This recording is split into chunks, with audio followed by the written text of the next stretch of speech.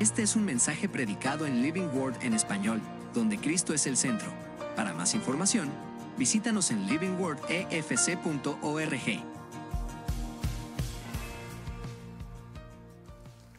Bien, sean todos bienvenidos nuevamente a este servicio que estamos dándole al Señor. Es un servicio para Él, ¿sí?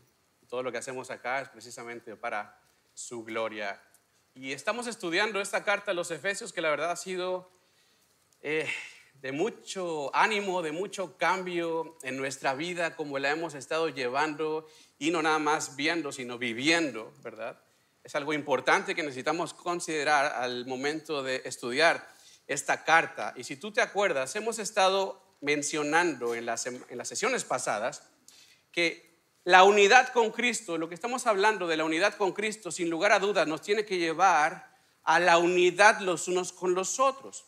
De hecho, la manera en que tú y yo vemos o realizamos nuestra relación con Dios se muestra o se demuestra en la relación que tenemos con los demás. Esto es algo que tiene que suceder de esa manera. Pablo, en el pasaje de hoy, va a hacer una transición de lo que ha venido enseñando y hablando enfáticamente acerca del comportamiento. Él ha estado hablando del comportamiento cristiano, cómo debe de ser, ¿verdad? Y ahora lo va a llevar ese comportamiento ahora a lo práctico. Nos va a mostrar y nos va a llevar a cómo lo llevamos, cómo lo aplicamos en nuestras relaciones. Si recuerdas la sesión pasada, él comenzó diciendo que es necesario ¿qué? Poner atención, ¿te acuerdas? Poner atención a tu vida, poner atención a cómo estás llevando tu vida, cómo estás tú trabajando tu vida, ¿sí? Viviéndola como sabios y no como necios. ¿Te acuerdas de esto? Y es que esto es importante. ¿Por qué? Porque necesitamos sabiduría para todas nuestras relaciones. En la relación que tú te desenvuelvas, necesitas utilizar sabiduría en esa relación. ¿Y qué dijimos que era sabiduría? La sabiduría se trata de conocer íntimamente a Dios y a Jesucristo, nuestro Señor. Ahí está la sabiduría. En el conocimiento pleno, en la intimidad con Dios. Dijo Pablo en los versos 17 y 18, si te acuerdas, que la sabiduría era ser entendidos de cuál es la voluntad de Dios. O sea, conocer cuál es la voluntad de Dios, tenerla presente en tu vida. Eso es sabiduría, lo cual nos va a llevar a ser llenos del Espíritu. Ser llenos del Espíritu no es otra cosa más que vivir el entendimiento de su voluntad. Eso es ser lleno del Espíritu. Andar, caminar, decisiones de acuerdo a su voluntad. ¿Y cómo se ve en nosotros? Dominio propio, fe, paz, paciencia. El fruto del Espíritu es el resultado de la llenura del Espíritu. Ahora, ya hemos dicho antes esto. No se trata nada más de saber, no se trata de conocer, sino de ser. Lo que conlleva tanto una actitud interna como una actitud externa se tiene que mostrar en nosotros. La sabiduría no solamente es llenarte de información, llenarte de Biblia, sino vivir la Biblia. Eso es sabiduría. Entonces, Pablo viene y trae a la mesa lo que es entonces la sabiduría práctica en los versos 19 en adelante. Ya vimos un par de estos la semana pasada. La unidad, cómo se lleva a cabo en la relación. Y dice que los unos a los otros alabemos a Dios con cantos, himnos, alabanzas a Dios, ¿verdad? Que vivamos en gratitud y todo empieza a ser apuntando hacia afuera, hacia las relaciones. Y así se tiene que ver. Pero hoy me quiero enfocar en un pasaje más bien, lo cual va a apuntar directamente a nuestro círculo o a nuestro núcleo personal de las familias. Y quiero empezar en el verso 21, si tú abres tu Biblia en Efesios capítulo 5, y vamos a platicar del verso 21 en adelante. Fíjate que Pablo comienza recordando cómo debe de ser la llenura del Espíritu en el creyente. Y les dice en primer lugar, ¿qué? Sométanse unos a otros en el temor de Dios. La sabiduría, dice Pablo, que se ve de esta manera, en el sometimiento. y de toda la Biblia, eso es a mi punto de vista, pienso yo que eso es lo más complicado que encontramos dentro de la Escritura. El sometimiento. ¿A quién le gusta someterse? Por naturaleza nadie es sometido, nadie se sujeta, a nadie le gusta someterse en ningún sentido. Esa es nuestra naturaleza pecaminosa, por así llamarle. No importa la educación que tengas, no importa la familia de la que vengas, quién tú seas, a nadie le gusta someterse por naturaleza. ¿Se puede hacer? Sí se puede hacer. Si no, Pablo no nos pidiera que lo hiciéramos en este caso, pero realmente nadie nace con esa intencionalidad. Tú puedes ver a los niños pequeños, te ha tocado ver a los niños de 2 años, 3 años, que tú le dices, hey, no vayas para allá, ¿y qué es lo que hace? Va para allá. Y le dices, hey, regresa, niño, Juanito, regresa. Ni te voltea a ver. ¿Por qué? Porque no está en su naturaleza el someterse, pero en ningún ser humano realmente pasa esto. Pero te digo una cosa, si no aprendemos tú y yo bíblicamente a someternos los unos a los otros, nunca vamos a poder andar en la identidad de Cristo. Nunca vamos a poder avanzar en nuestra identidad con Cristo si no aprendemos a someternos los unos a los otros de la manera en que la Biblia lo dice. Y te adelanto una cosa, el someterte no es malo, como a veces pudiéramos pensarlo. Si la Biblia lo dice y si la Biblia te llama a hacerlo, entonces puedes tú saber que es algo bueno. Es algo bueno. Primeramente, necesitamos entender el concepto de lo que es someterse realmente. El concepto, la palabra, el verbo que utiliza aquí Pablo no significa sujeción de la manera en que quizá podamos tener ya preconcebida en nosotros. Ni siquiera significa sumisión con la intención de hacer algo inferior o a alguien inferior, ¿ok? Eso tiene que quedar bien claro. Esta palabra, este verbo significa más bien, o trae la idea de subordinación, de ser subordinado. Y esto más bien para alcanzar un orden dentro de un organismo y que funcione correctamente este organismo. Ahora, este organismo es la iglesia.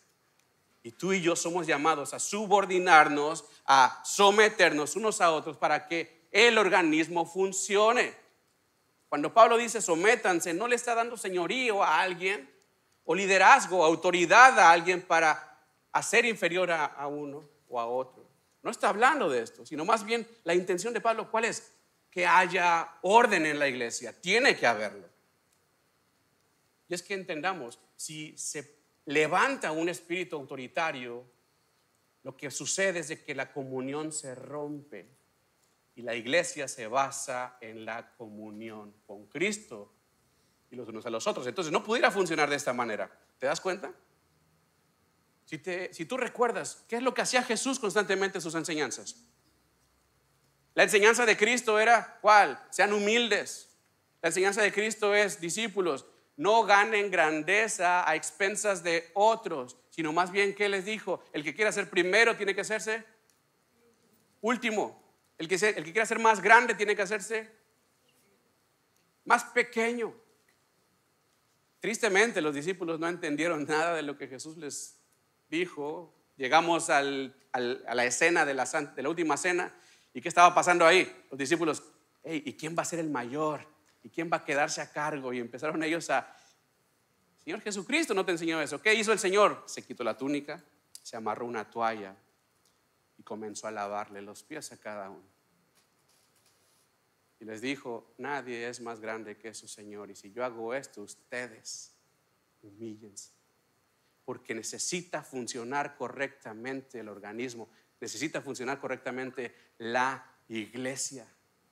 Pablo enseña en Romanos 12:10 que debemos estimar a los otros como mayores a uno mismo. ¿Te das cuenta? No estamos hablando aquí de poner grandeza en alguien o autoridad en alguien para aplastar a los demás. El someterse de lo que enseña la Biblia se trata de trabajar juntos, sumar fuerzas y en todo sentido nos lleva a crecer.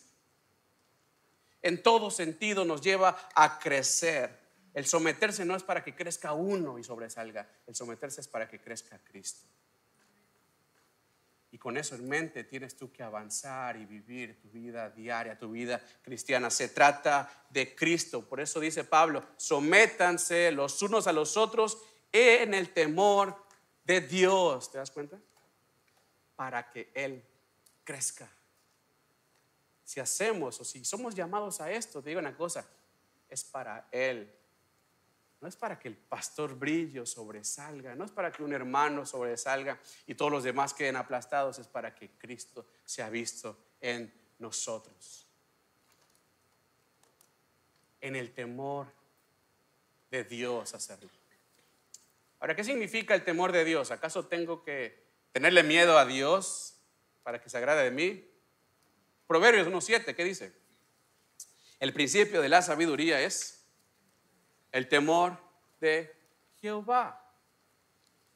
¿Qué es el temor de Jehová? Es el entendimiento reverente de maravilla y admiración de quién es Él. Es eso, el temor de Jehová. Que tengas tú presente en tu vida constantemente lo glorioso que es Él, lo grande que es Él, lo majestuoso y poderoso que es Dios. Eso es tener temor de Dios. Y tú andar de acuerdo a su grandeza, a su poder y a su gloria. Puse aquí, me encantó lo que dijo el pastor John MacArthur acerca del temor de Dios. Y él dice que es un estado de la mente y del corazón. Interesante. Entonces, es un estado de mi mente y de mi corazón en el que mis propias actitudes, mis voluntades, mis sentimientos, mis acciones y mis objetivos se cambian por los de Dios.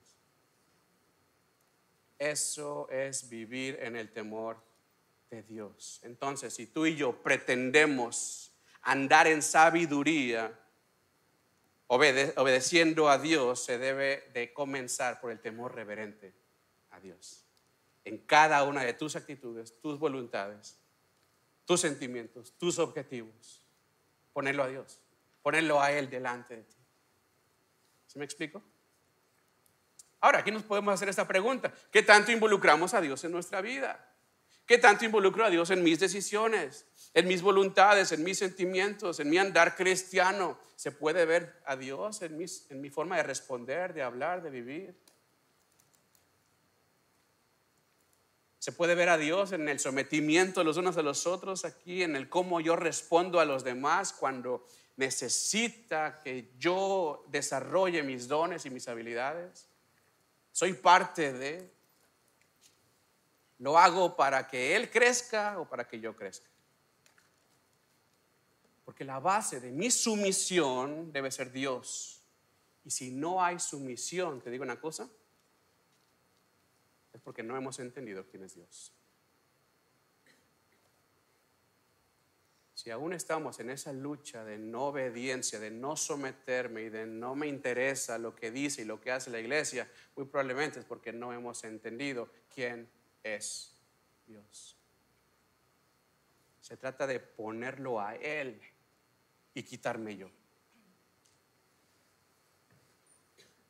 Ahora, era necesario que Pablo comenzara con esta premisa del entendimiento, ¿verdad?, de quién es Dios y la sabiduría, involucrándola, porque va a empezar a enfocarse ahora en las relaciones.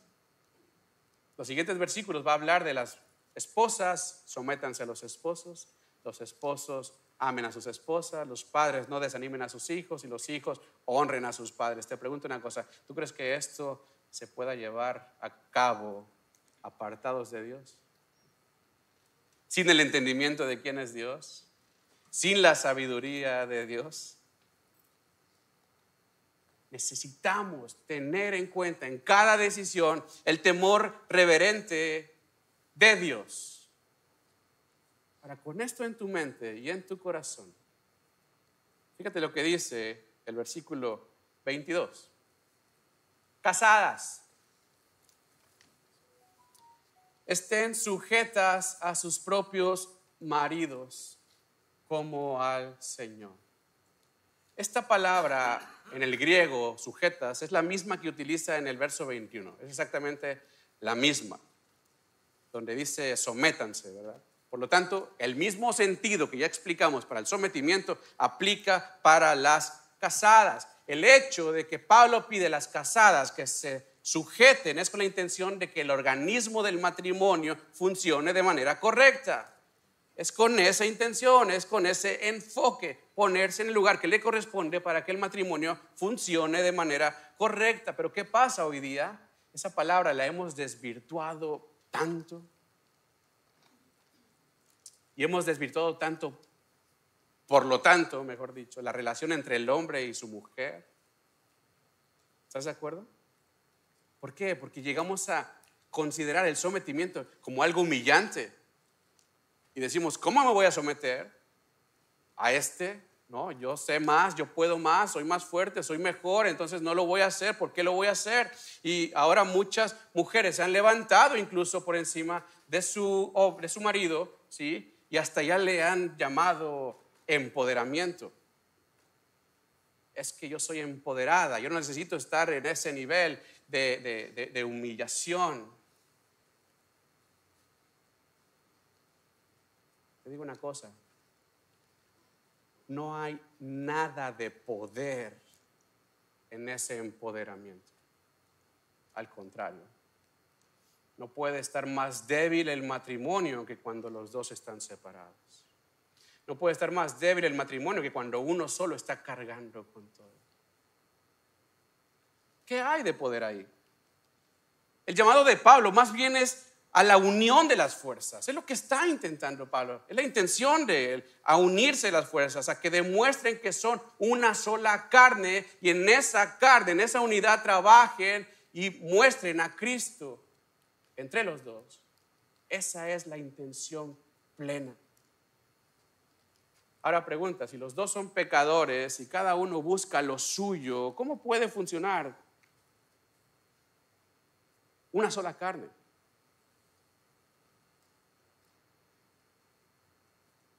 Bueno, precisamente por eso Pablo termina el versículo 22 diciendo, como al Señor.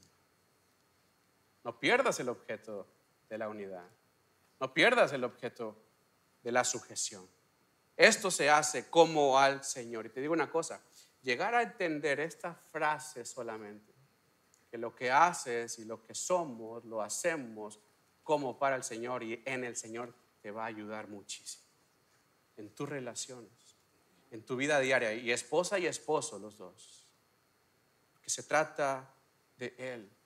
Entonces, antes de querer lograr algo, antes de querer alcanzar algún tipo de unidad, primero necesitamos ver qué, dónde estoy ubicado en mi relación con Cristo. Porque antes de que tú puedas estar sujeta a tu propio marido, tienes que ver dónde estás en el Señor. ¿Dónde estás ubicado?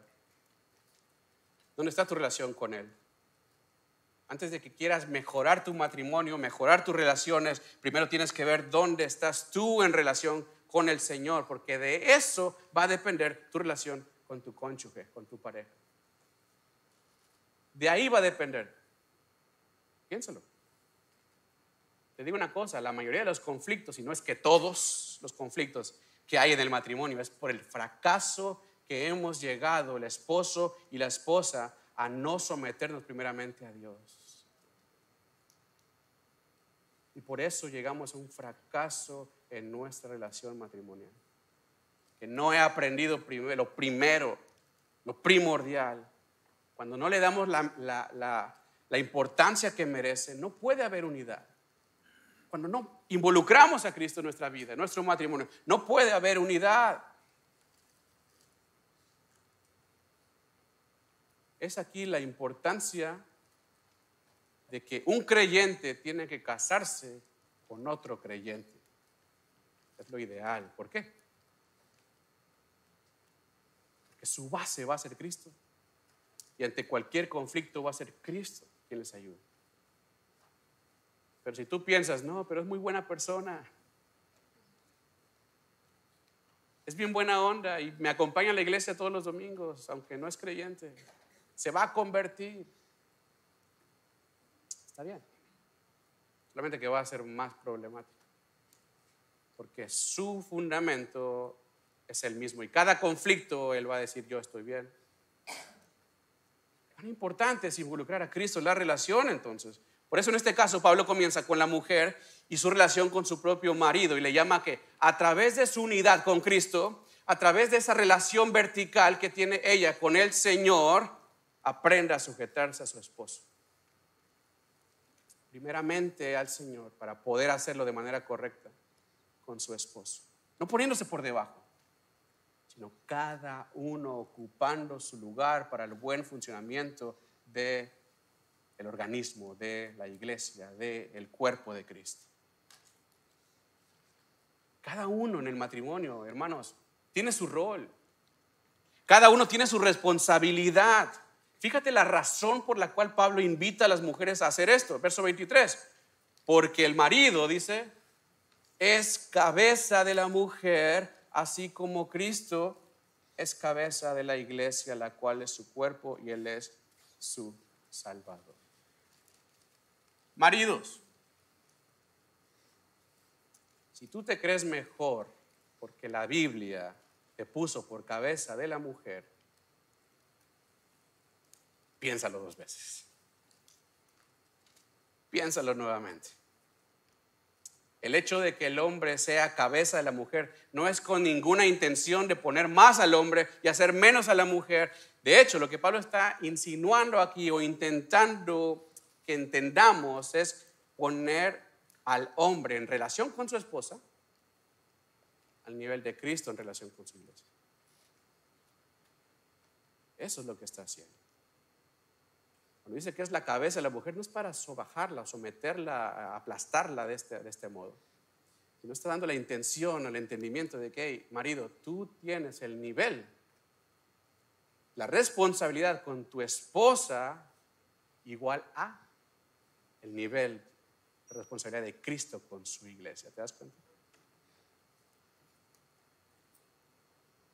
La responsabilidad del hombre va más allá de ser solamente autoritario.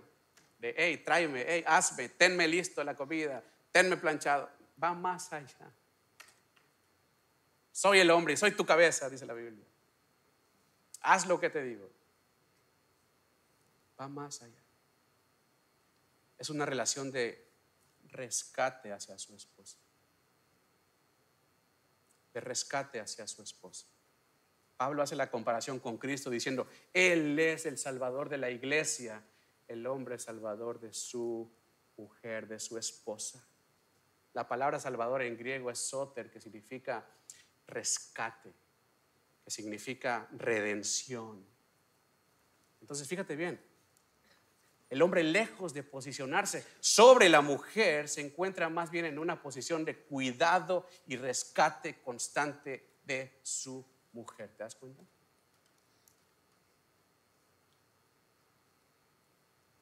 Nuestra posición es de rescate. Nuestra responsabilidad es ella. Ahora, en el caso de las casadas, su posición es de dejarse rescatar. Déjense rescatar, vivir bajo la ayuda y la responsabilidad de su marido. Por eso dice el versículo 24. Así que, como la iglesia, escuchen, está sujeta a Cristo, así también las casadas, ¿qué? Lo estén a sus maridos en todo. ¿Te imaginas que nosotros como iglesia nos pusiéramos en ese papel de no, yo puedo, yo no necesito a Cristo, yo puedo hacer lo que Él hace y hasta lo hago mejor?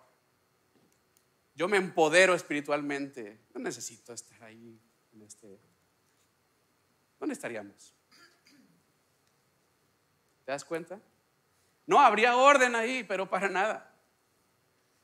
La iglesia es parte de Cristo, dice aquí Pablo, que somos, ¿qué? Su cuerpo. Somos su cuerpo y por lo tanto servimos en la unidad y en el sometimiento hacia Él para el buen funcionamiento del mismo. Nos sometemos como iglesia para que funcione correctamente. De la misma manera la esposa a su esposo, para que funcione el matrimonio.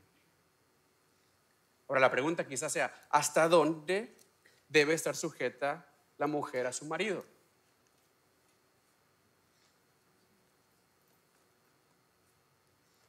Termina el versículo 24 diciendo que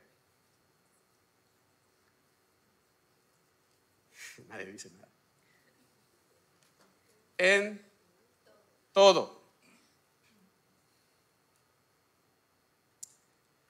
Ahora, antes de que el marido le empiece a codear a su esposa,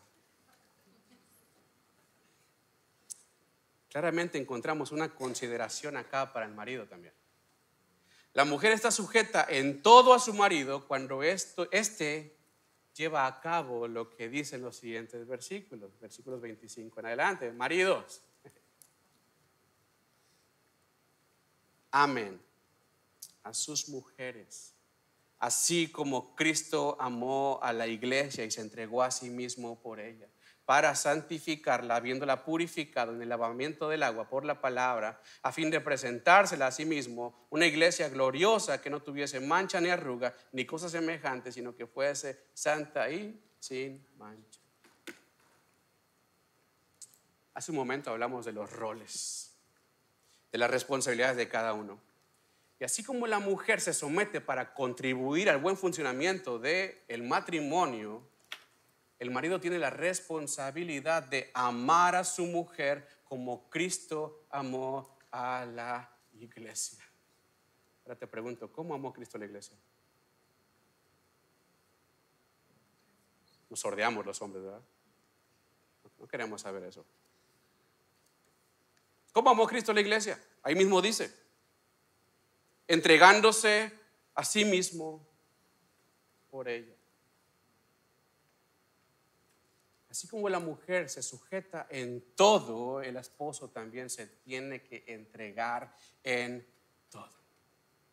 La comparación aquí, si te das cuenta, es a la manera de Cristo. A la manera de Cristo. ¿Esto cómo es? Sin egoísmo, sin vanagloria, sin condiciones, sin esperar nada a cambio. Lo hace completamente por obediencia. Cristo hizo lo que hizo por obediencia, sin esperar nada a cambio.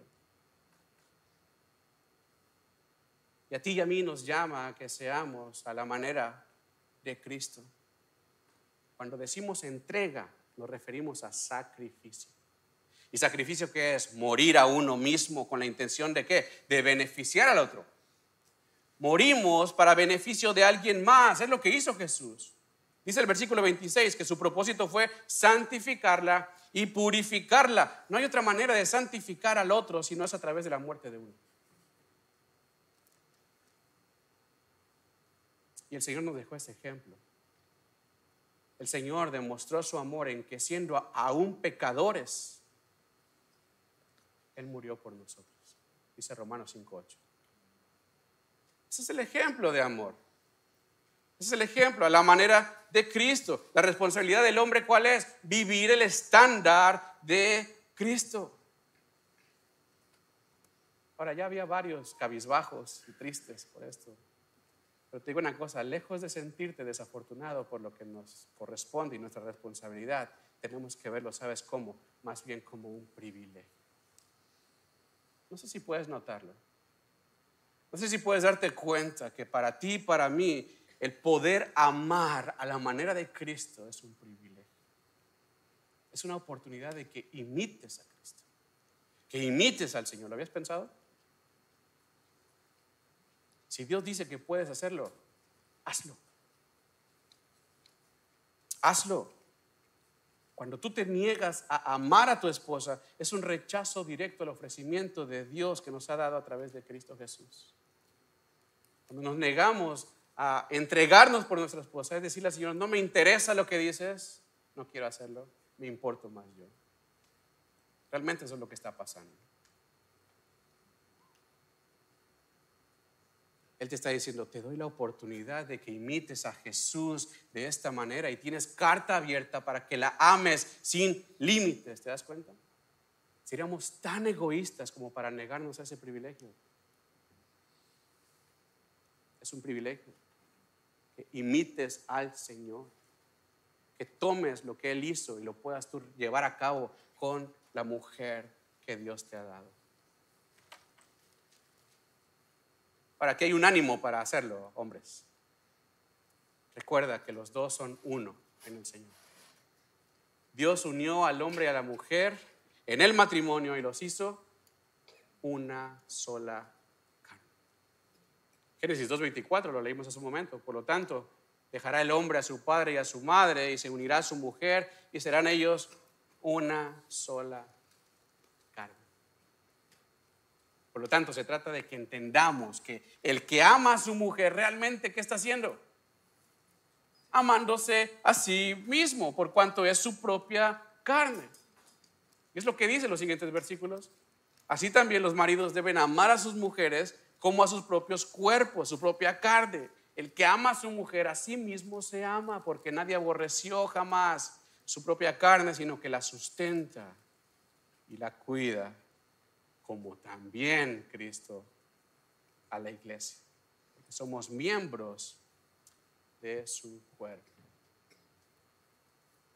El que ama a su mujer, dice Pablo, a sí mismo se está amando, porque nadie se aborrece, sino que se ama. ¿Cómo se ama? Sustentando y cuidando. En otras palabras, protegiendo y proveyendo. Así es como se demuestra el amor. Ya hemos dicho en otras ocasiones, si tú te acuerdas, que amar no es simplemente sentir bonito. El amar no es mero sentimiento o emoción, sino que es acción. Cuando el hombre ama a su esposa, no es que está sintiendo maripositas en el estómago, ¿verdad? O que la ves y te derrites al verla. Eso no es amor. Eso es mero enamoramiento. Amar es, a pesar de no sentir mariposas, al contrario, a veces quizás sientas algo que se está comiendo las mariposas que estaban ahí. Aún ahí proteger y proveer. ¿Sí me explico? Es dar sin esperar nada a cambio. Es sacrificio con propósito. ¿Y el propósito cuál es? Presentarla pura y sin mancha. Ese es el propósito. Protegida y provista en todo lo que la acerque más a Cristo. Esa es mi responsabilidad. Es accionar, no por sentimiento, no por emoción, no porque se lo merezca, porque créeme, nunca se lo va a merecer, sino porque somos una sola carne y esa es mi responsabilidad delante de Dios. Esa es mi responsabilidad.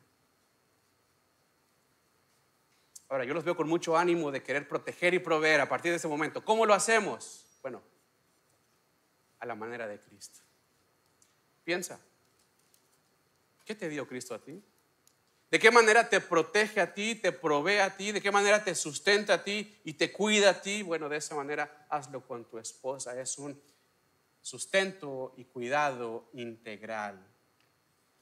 ¿Qué quiere decir esto? Sustento en cuerpo, emociones y espíritu, y cuidado en lo físico, en las emociones y en el espíritu. Eso es integral. Si lo piensas, todos nosotros fue lo que recibimos. Es lo que Cristo hizo por nosotros, termina diciendo el versículo 29, como también Cristo lo hizo por su iglesia. ¿Te das cuenta? Y tú lo recibiste y tú puedes darlo. Tú eres llamado a darlo también, como Cristo lo hizo. Me encanta que Pablo siempre en cada oportunidad mete a Cristo en la fórmula. Así como Cristo, a la manera de Cristo, como también Cristo. Y es que es justamente el cómo vives la unidad de tu matrimonio, el cómo estás llevando a cabo tu matrimonio, es lo que muestra respecto a la unidad de Cristo con la iglesia. Es lo que tú y yo mostramos. Por eso necesitamos considerarlo a Él en todo, en todo. Y Pablo lo reafirma aquí en los versos 31 y 32. Y se unirá a su mujer y serán una sola carne. Y fíjate el 32. Grande es este misterio de la unidad. Pero yo digo esto respecto a Cristo y la iglesia. Porque la unidad entre el matrimonio es lo que reflejamos de la unidad entre Cristo y la iglesia. La manera en que el hombre ama a su esposa y la manera en que la esposa se somete al esposo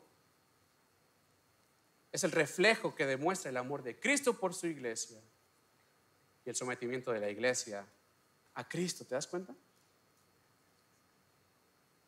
La exhortación de Pablo al marido es que vea a su esposa de la manera en que Cristo ve a la iglesia. ¿Y sabes tú cómo ve Cristo a la iglesia? ¿Sabes qué ve Cristo en su iglesia? Ve a su propia carne. A su propia carne. ¿Por qué? Porque fue lo que Él entregó para ganarla. Fue lo que se entregó para ganarla. Entonces, la trata como tal. La trata con ese cuidado, con esa cercanía, con esa intencionalidad de tenerla provista, protegida y provista. ¿Cuánto de esto nosotros mostramos en nuestra relación matrimonial?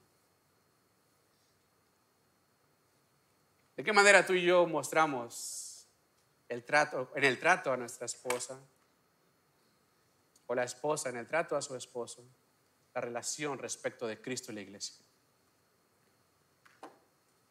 Piensa esto: cuando el matrimonio es entre creyentes y no guardan el amor y el respeto el uno al otro, ¿qué es lo que realmente están mostrando ellos en relación de Cristo y la iglesia? Cuando no hay ni amor ni respeto, ¿qué estamos demostrando con nuestra vida lo que es Cristo con la iglesia?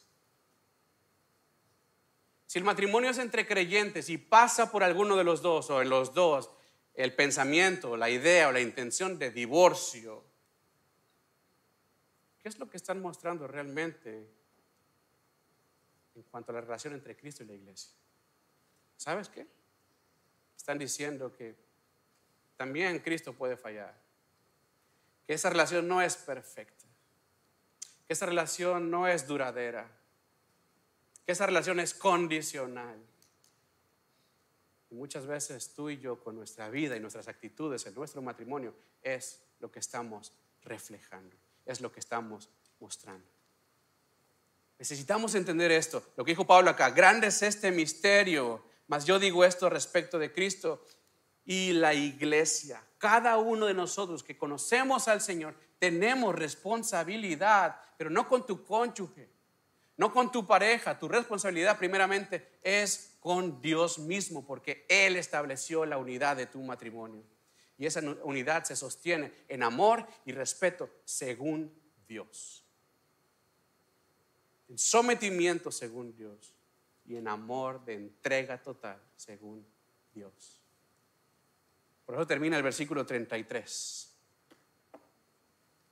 diciendo: por lo demás, o sea, en conclusión, cada uno de ustedes ame también a su mujer como a sí mismo, y la mujer respete a su marido. Es responsabilidad de los dos para el buen funcionamiento del matrimonio.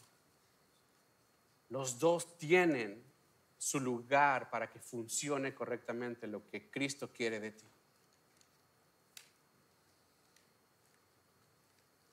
Si en algún momento de tu vida has intentado llevar tu relación matrimonial sin involucrar a Cristo, si alguna vez has llevado tu matrimonio sin considerar la manera en que Cristo se entrega por su iglesia, muy probablemente estés teniendo dificultades constantemente, problemas constantemente, cada día. ¿Por qué? En esto no hay sabiduría. En esto no hay entendimiento de cuál es la voluntad de Dios. Por eso es que hay fallas. Por eso es que hay tropiezos. Y por eso es que hay dolor. No te toca tomar el lugar de tu cónyuge. No te toca sobreponerte, querer aplastar o lastimar. Más bien te toca conocer qué es lo que Dios espera de ti y comenzar a mostrar a Cristo en la manera en que vives tu relación. Porque no te olvides, se trata de Cristo. La vida cristiana se trata de Cristo. Este fue un mensaje predicado en Living Word en español, donde Cristo es el centro. Para más información, visítanos en livingwordefc.org.